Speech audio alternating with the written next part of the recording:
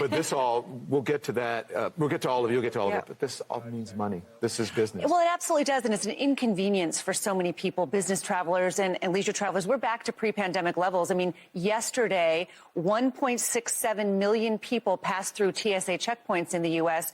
That is more than on the same day in 2019. So we are back to pre-pandemic levels, and people are flying. Millions of people are flying. At peak operational times, you have 5,400 planes in the air, and all those connections, all of those business travelers and vacations that are happening here. So this is a big inconvenience, and it's not because of weather, and it's not because of flight crews that are not available or overstretched or staffing issues. This is 100% because of an FAA outage. And I was emailing with United Airlines, you know, we're complying with that directive from the FAA to ground all. We can, where's the Secretary of Transportation? Where's the genius that was going to be president of the United States? Where is he? Yeah, Secretary Buttigieg of, you know, D. McKinsey, D. Langley.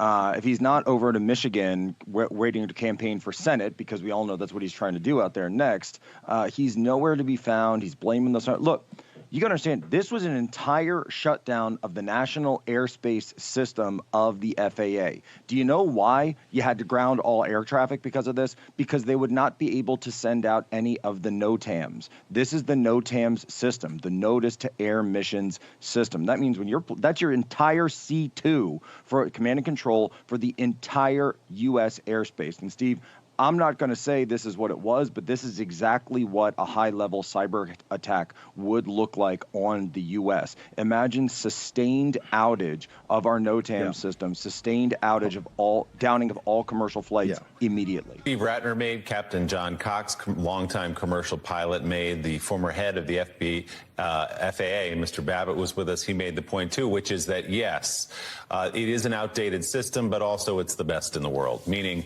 the skies are safe on a day-to-day, hour-to-hour basis, but there certainly are updates, upgrades, and technology improvements that could be made to the system just to make it more efficient, to prevent moments like this where you've got a couple of hours of planes sitting on the ground disrupting an entire day of travel.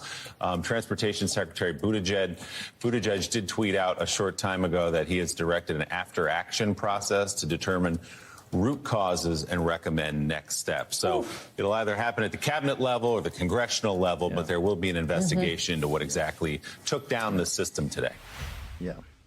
Let's get a congressional investigation. Buttigieg wandering around Europe, I think, getting ready for Davos. He's going to do an after-action report. The engine room, the war room engine room informs me, and I want to thank the engine room this morning, the DOT, Department of Transportation, Posobiec, Transportation Statistics Annual Report, they're supposed to go through and analyze all this.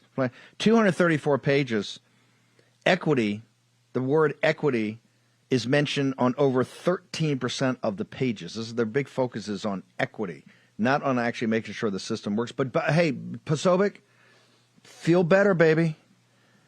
Alfred E. Buttigieg is on it. He's going to do an after-action report. Just want you to know, he's phoning in from Europe. You feel better on that? Is Joe Biden wandering around somewhere? Does he feel better for that, Jack Posobiec? We've got a government that it doesn't know. And keep in mind, Biden just came out and threw him under the bus because Buttigieg said early on there's no evidence of a cyber attack. And then they asked Biden about it, and he said, well, we don't know if it's a cyber attack. So now we don't know which way he's coming or going.